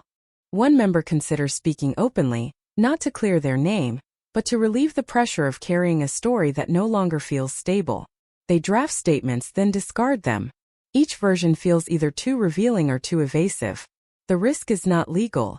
It is relational. To speak would be to force others to respond, to disrupt a fragile equilibrium that has been maintained at great emotional cost. In the end, they choose restraint, convincing themselves that silence, however corrosive, is still the lesser harm. The victim's name surfaces more frequently now, invoked in discussions about unresolved cases, about the ethics of closure, about the difference between legal endings and moral ones. Their identity expands beyond the circumstances of disappearance, paradoxically becoming more visible as an absence than it ever was as a presence. This visibility brings a strange kind of justice, incomplete but not meaningless. It ensures that the story remains unsettled, resistant to the comfort of finality. Berlin continues to transform, but the case resists assimilation. New residents learn of it through whispers, through passing references, through the peculiar intensity with which long-term locals react when it is mentioned. It becomes part of the city's unofficial curriculum, one of those stories that teaches without instructing, that lingers not because of its details, but because of its implications. It suggests that modernity does not eliminate secrecy, it simply refines it. In academic circles, the case is cited as an example of narrative inertia, the way an early version of events can dominate interpretation long after its foundations have eroded. Once a story is established, especially one that protects existing relationships, challenging it requires more energy than most are willing to expend. The Berlin 1980 cold case illustrates this principle with painful clarity. The first silence set the tone. Everything that followed conformed to it. Those closest to the investigation, now mostly retired or nearing the end of their careers, speak with a frankness that would have been impossible earlier. They admit to intuitions they could not substantiate, to doubts they were trained to suppress.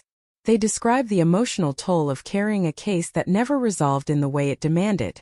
Not because it remained open, but because it closed while still feeling unfinished. That kind of ending leaves a residue that no new case can fully erase. And so the story persists, not through breakthroughs or revelations, but through transmission. It moves from person to person, context to context, reshaped but never diminished. Each retelling emphasizes a different aspect: the family, the investigation, the city, the silence. None of them are complete on their own. Together, they form a mosaic that gestures toward truth without ever fully depicting it. The Berlin 1980 cold case remains suspended in this space, neither dormant nor active, a reminder that some histories do not conclude, they diffuse. They spread into the present, influencing behavior, shaping caution, reinforcing the instinct to protect what is familiar even when it is flawed. And in that diffusion, the case achieves a kind of permanence, not as a solved crime, but as an enduring question, one that continues to ask, quietly and insistently, what is owed to the truth when telling it threatens everything else. Distance does not weaken a story like this, it clarifies it. With enough years between the event and the telling, emotions cool just enough to reveal their outlines, and what emerges around the Berlin 1980 cold case is not chaos, but pattern. Researchers who revisit it now speak less about evidence and more about behavior, about the choreography of responses that followed the disappearance. Who spoke first? Who hesitated? Who filled the silence with certainty before uncertainty had time to breathe? These patterns are not accidental. They are learned, rehearsed, and rarely questioned by those inside them. The family's internal logic, once invisible to outsiders, becomes easier to trace with time. Protection was framed as necessity, unity as survival, doubt as betrayal. These values did not originate with the disappearance. They predated it, shaped by history, by circumstances that rewarded discretion and punished exposure. When crisis arrived, the response was automatic, almost reflexive. Close ranks. Control the narrative. Trust that time would smooth the rest. In many ways it worked. The cost simply wasn't calculated at the beginning. A former family friend, long estranged, offers a rare perspective in a recorded interview that circulates quietly online. They describe a household where tension was managed, not resolved, where conflict was redirected rather than addressed. Nothing overtly alarming. Nothing that would trigger intervention. Just an atmosphere where certain topics were avoided with remarkable consistency. Listening to the recording now, with decades of context layered on top, the description feels less benign. Sounds like preparation.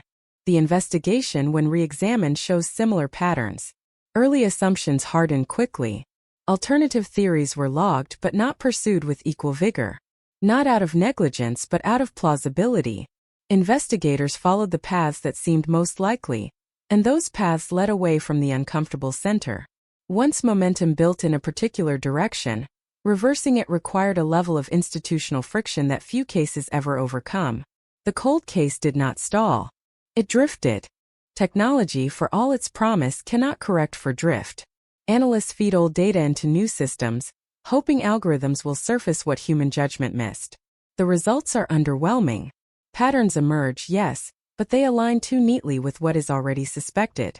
The machines confirm intuition. They do not challenge it.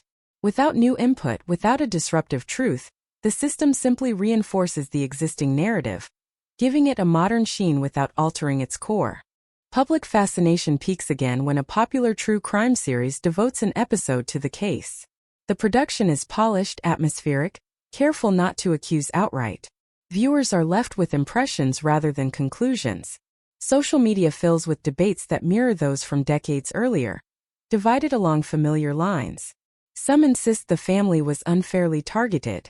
Others argue the signs were always there. The discourse generates heat, not light, and fades as the next story arrives.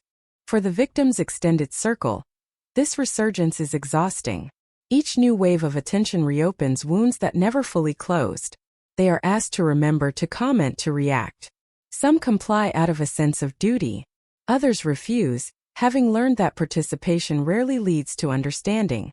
The story they carry is not dramatic enough for mass consumption. It is quiet, specific, and painful in ways that resist formatting. One detail, often overlooked, begins to take on new significance in these retellings. How quickly normal life resumed for some, and how conspicuously it did not for others. The contrast is striking. While one branch of the family pushed forward, investing in the future, another seemed anchored to the past, unable to escape its gravitational pull. Psychologists note this divergence as a common response to shared trauma processed unequally. It does not prove guilt. It does suggest imbalance. The concept of truth becomes increasingly slippery. Is it the factual sequence of events now partially lost to time? Is it the emotional reality experienced by those involved? Or is it the story that best explains the behavior that followed? Each definition yields a different conclusion, and none of them satisfy all parties. The cold case sits at the intersection of these competing truths, claimed by each, owned by none. Berlin, as ever, absorbs the narrative without resolving it. The city's relationship to unresolved pasts is intimate and practiced. Memorials coexist with omissions. Plaques mark some histories while others remain unmarked, known only to those who seek them out. The case finds its place among these selective memories, referenced but rarely explained, a shorthand for something darker than its details alone would suggest. A legal scholar writes about the case as an example of procedural finality versus moral ambiguity. They argue that the closure achieved was structurally sound but ethically incomplete, a necessary outcome for a system that cannot function indefinitely in doubt. The paper is well received, cited, discussed. It changes nothing. It was never meant to. Its purpose is diagnostic, not corrective. Inside the family, time continues its quiet work. Elders pass away, taking with them not confessions but context. What remains is interpretation, filtered through distance and loyalty. Younger members inherit fragments without instruction, left to assemble meaning on their own. Some choose to believe the official account, relieved to have something solid to hold on to. Others sense the gaps and live with them, unresolved but acknowledged. The Berlin 1980 cold case now exists less as an investigation and more as a presence, a constant reference point for discussions about silence, proximity, and the limits of justice. It has become a mirror, reflecting the values and fears of whoever looks into it. For some, it confirms the belief that truth always emerges eventually. For others, it is proof that truth can survive indefinitely without being spoken. And in the spaces between these interpretations, the original moment remains untouched. A winter morning, an apartment, a life interrupted. Everything that followed radiates outward from that point, shaped by choice, by fear, by love, by the simple human instinct to protect what feels fragile. The case is closed. The story is still unfolding, not toward an answer but toward a deeper understanding of how mysteries persist, not because they are unsolvable, but because solving them would require a reckoning too heavy for those involved to carry. The passage of time has a peculiar way of transforming perception. What once felt immediate and urgent now settles into something more insidious, an undercurrent that shapes every glance, every hesitation. For those connected to the Berlin 1980 cold case, decades later, the past is never gone. It is a low hum beneath ordinary life, a vibration felt more than articulated, a tension threading through family gatherings, neighborhood encounters, and even casual remarks. The air itself seems charged, heavy with questions that cannot be answered and with truths that cannot be fully claimed.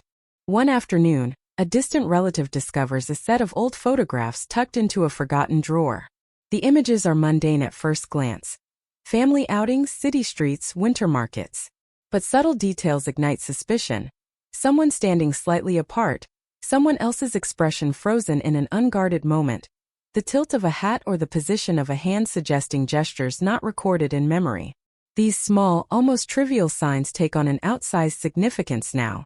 They become clues in a narrative already fragile, evidence of hidden layers, a secret language only those who lived it could interpret. The investigators from the original case, now long retired, occasionally meet in private to revisit memories that never made it into the official record. They trade recollections with the precision of forensic scientists and the uncertainty of witnesses who have lived too long with their own speculation. Small inconsistencies in statements, overlooked objects, and timing that was once considered inconsequential suddenly appear critical. Their discussions are never public. They are confessions disguised as analysis, exercises in what might have been rather than what can be proven. Meanwhile, the family feels the pressure of scrutiny in ways they cannot control. Even as Berlin moves on, the case lingers in subtle forms. Passing comments, sideways glances, quiet conversations overheard at cafes. These are reminders that the world outside their home has not forgotten. Children of the original generation grow up aware of a story they are instructed not to repeat, a secret they inherit without context. Each new observer interprets it differently, layering assumptions and theories that drift into circulation like smoke. Psychologists studying intergenerational trauma point to the Berlin 1980 cold case as a textbook example of inherited tension. How silence becomes part of identity. How protective instincts warp over time into patterns of avoidance. How moral dilemmas unresolved at the source echo in subsequent generations, shaping their perceptions, their fears, and their strategies for navigating conflict.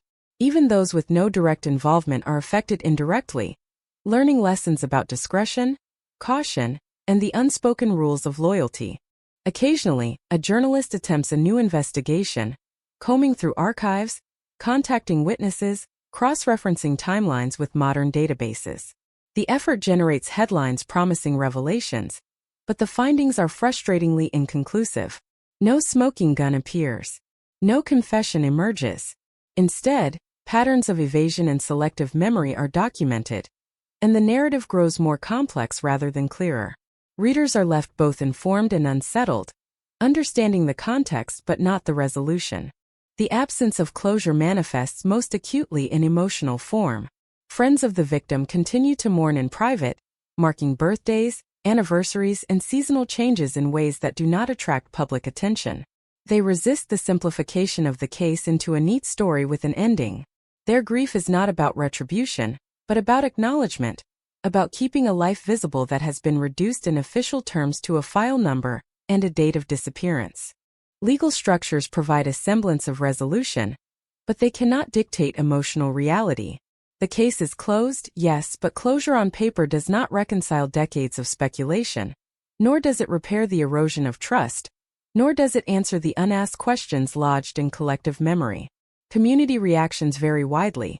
Some accept the resolution as definitive, others remain suspicious, intuitively aware that the simplest explanation rarely captures the full complexity of human behavior. Even Berlin itself participates in the lingering of the case. Streets, buildings, and parks retain memories invisible to newcomers. Those familiar with the city know the subtle markers. A shuttered window, a building repainted but still bearing the weight of old shadows, an alley where the chill of a winter morning from decades past seems to linger. The environment acts as both witness and participant, absorbing details that official documents overlook, carrying forward impressions that are felt more than articulated. And yet, amidst the persistence of memory, the original moment, the disruption in 1980, remains immutable. It cannot be recreated. It cannot be fully understood. Every reconstruction, every hypothesis, every theory is filtered through distance, loyalty, and perception. Time does not clarify, it refracts. The Berlin 1980 cold case has become less about an act and more about its reverberations. A cautionary tale illustrating how a single unresolved event can stretch across lifetimes, influencing choices, shaping silence, and defining the boundaries of both knowledge and memory. In this way, the case endures, not as an open investigation, not as a solved crime, but as a force shaping human behavior in subtle, persistent, and unavoidable ways. The absence of resolution becomes a presence itself, demanding awareness, reflection, and a recognition that some truths resist closure, existing instead as perpetual tension in the fabric of lives and the city that witnessed them. The past does not sit still, even when it is sealed in files and archived in folders. In the Berlin 1980 cold case, the passage of decades has not diminished its gravity, it has intensified it. Memories, once sharp and immediate, have softened at the edges, but the distortions create new shapes. Each recollection, each anecdote, carries weight far beyond the factual accuracy it might claim. The absence of the victim has become a frame for reflection, a lens through which every small detail is magnified and interpreted, reinterpreted, reshaped. The family has learned to navigate this distorted landscape cautiously. They have perfected a language of omission, gestures and glances that communicate more than words ever could. A question asked too directly risks exposing a fault line in their constructed reality. Answers are measured, calculated, cautious, designed to reveal nothing new while appearing responsive. And yet, even in this careful choreography, cracks appear. Small slips, a hesitation, a phrase repeated differently than expected. Every slip fuels rumor, speculation, and renewed scrutiny. Some of the neighbors, long silent, begin to speak after years of silence, prompted by anniversaries, media attention, or simply the burden of holding knowledge. Their statements are indirect. They rarely offer names or specifics. Instead, they describe atmospheres, oddities, inconsistencies, like a door that creaked in a peculiar way or a car seen idling for no apparent reason. To anyone uninitiated, these details seem trivial, even mundane. But for those who know the contours of the case, they are combustible. Each recollection nudges the narrative, shifting balance without ever providing definitive closure. Within law enforcement, former detectives reflect privately on what they might have done differently. They talk about intuition they were told to ignore, lines of questioning they abandoned too early, the way's procedural limitations force them to prioritize documentation over discovery. These reflections are tinged with frustration, but also a strange reverence for the complexity of the human element. Evidence alone could not account for the choices made, the silences maintained, the loyalties observed. Cases like this are less about evidence than about understanding the subtle currents of human behavior.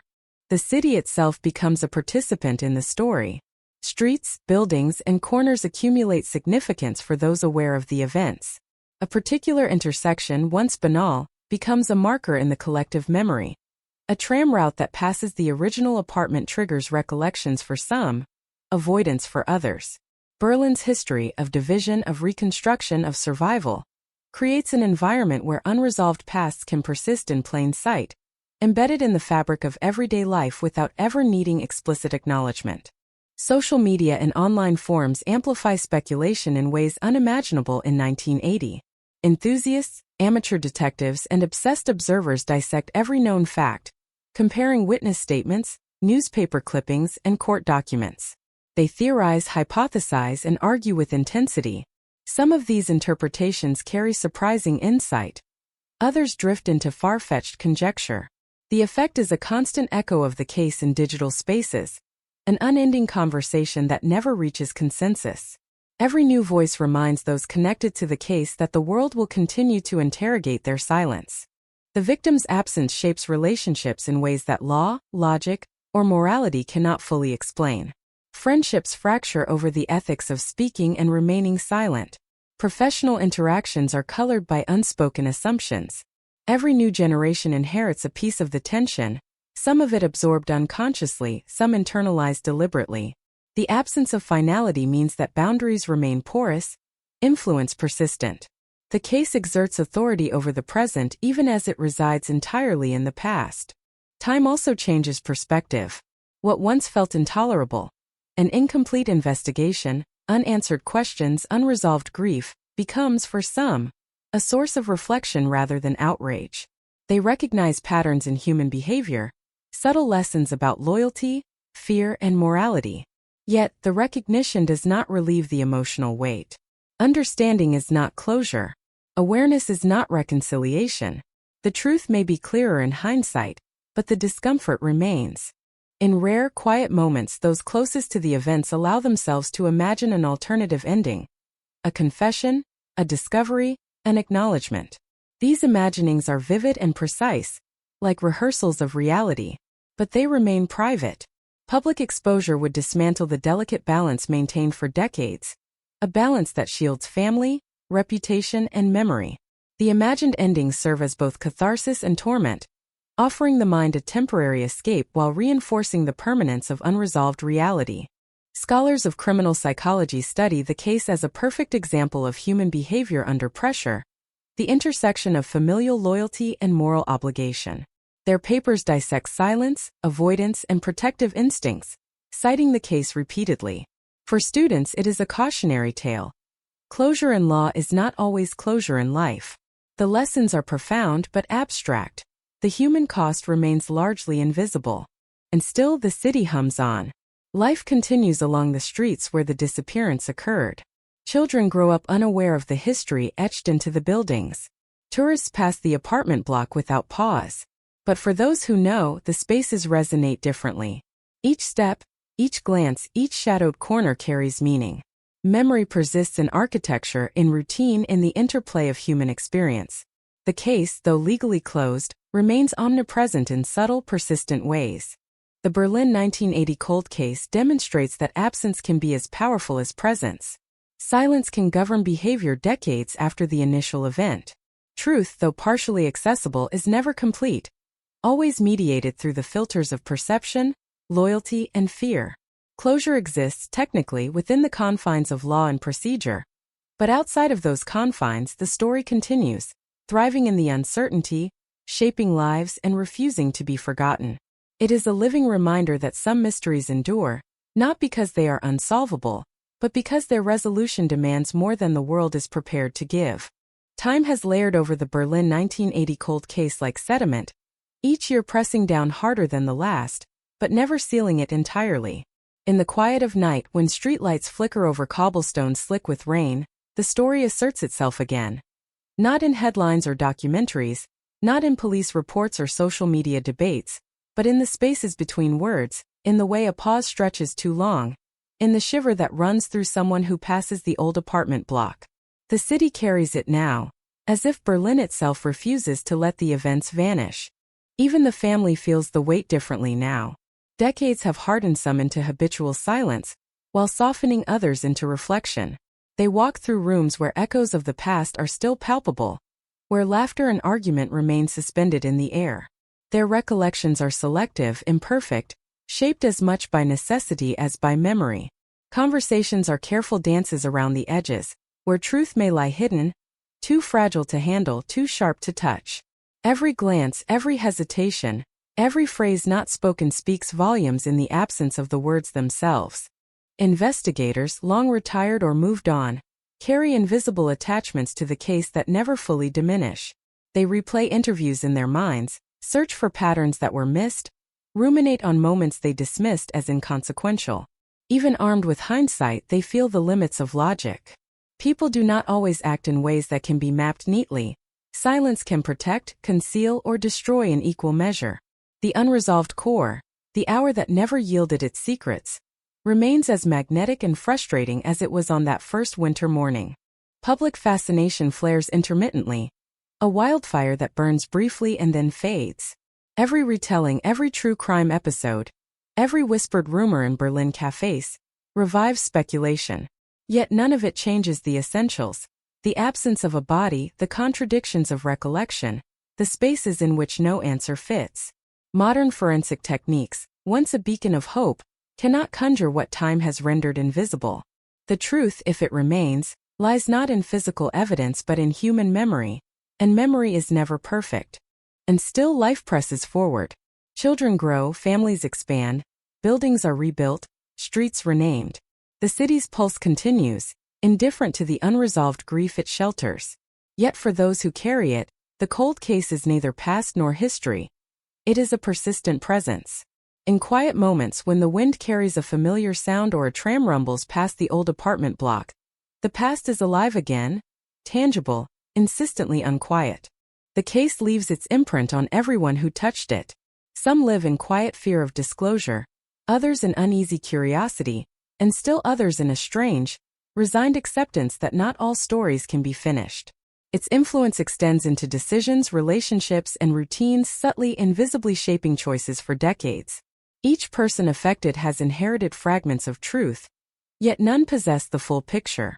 That partial knowledge is a heavy inheritance, one that cannot easily be discarded or reconciled. In the end, the Berlin 1980 cold case demonstrates a truth more haunting than any act itself. Closure on paper does not guarantee closure in life. Justice can be formal, procedural, and absolute in documentation, but human reckoning is far more complex. The unanswered questions, the silences preserved, the gaps in understanding, they linger. They live in the city, in the family, in memory, and in the minds of those who cannot forget. Even as the decades pass, even as newspapers file the story undersolved, the chill remains. Some nights, the city itself feels heavy, as if carrying a breath it cannot release. The past continues to orbit the present, touching lives without consent, shaping them without notice. The case is closed, yet it endures, an unresolved chord vibrating through time, a reminder that some mysteries do not fade, that some truths cannot be fully spoken, and that the shadows of what happened in 1980 still haunt Berlin, still haunt its streets, still haunt its people, long after the files have been sealed and the headlines have moved on. And so it remains suspended between history and memory, between closure and doubt, between silence and the faintest echo of truth. Forever a cold case, forever unresolved, forever alive. Even decades later, the cold case refuses to loosen its grip. The city moves around it, but it never moves away from the city. Street corners, alleys, stairwells, they remember. They remember the winter chill, the unspoken tension, the fleeting shadows that may have been nothing, or may have been everything. People who walk these streets sometimes pause without knowing why, feeling the echo of absence, a subtle vibration that cannot be mapped, measured, or explained. Memory, in this case, is embedded in concrete. It is tactile. It is almost sentient. For the family, the story has become a presence that intrudes silently into daily life. Ordinary conversations carry undercurrents of what cannot be said. Birthdays, holidays, even mundane routines are tinged with the unacknowledged tension of what was lost and what was never recovered. The silence itself exerts authority. It dictates behavior. It demands caution. And it punishes curiosity. Those who once pressed too hard learned quickly to restrain themselves. Those who were born into the shadow of the case are taught without instruction. Some questions carry consequences that no one can afford. Investigators who revisit the files speak cautiously, their voices tinged with decades of regret and restraint. The paperwork can be revisited, the statements reread, but the living memory, the instinctive, almost subconscious truths of witnesses and family members, cannot. The hints, the hesitations, the glances exchanged in 1980 are lost to time. Yet their effects are tangible. They ripple forward, shaping testimony, influencing decisions, reinforcing silence. The cold case is less a puzzle of facts than a study of human behavior under stress, and that is why it endures beyond closure.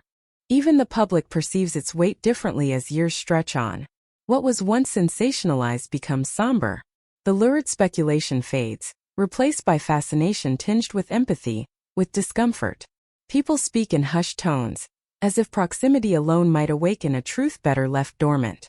Online forums dissect it endlessly, piecing together fragments, yet no assembly ever resolves the whole. Each reconstruction seems plausible, but none are definitive. The case thrives in these gaps, like a ghost flickering between moments, present but never graspable. Technology teases the possibility of revelation. Algorithms scan old records, search for patterns, suggest connections, and yet, without something truly new to feed the system, the results are echoes of what was already known.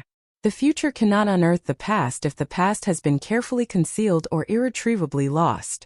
And so the case remains suspended between possibility and impossibility, a puzzle whose pieces will never fit neatly together. The absence of the victim casts a shadow wider than anticipated. Relationships, career choices, even personal philosophies are influenced by the unresolved void. Friends distance themselves, unsure how much to probe. Relatives remain guarded, unwilling to risk exposure or misstep. Some try to move forward, creating new lives. Yet the gravitational pull of the past persists, subtle but undeniable. The city itself, its architecture and rhythms unchanged, becomes a living memorial. Every rain-soaked street, every flickering neon light, every corner past the apartment block carries a residue of the original event, a reminder that what is unresolved never truly disappears. As each anniversary passes, the family observes rituals unspoken, a subtle pause, a quiet reflection, an internal acknowledgement that marks absence more than presence. Time cannot heal this kind of wound, and closure cannot truly exist where silence has been systematically cultivated. Each passing year does not soften memory but layers it with additional complexity, creating an intricate web of loss, loyalty, fear, and lingering doubt. Even in hypothetical reckoning, if someone were to confess tomorrow, or if evidence were discovered, the story would resist simplicity.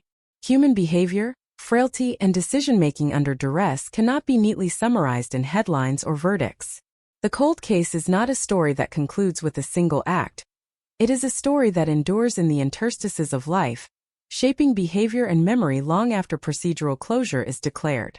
The Berlin 1980 cold case has transformed into something almost metaphysical.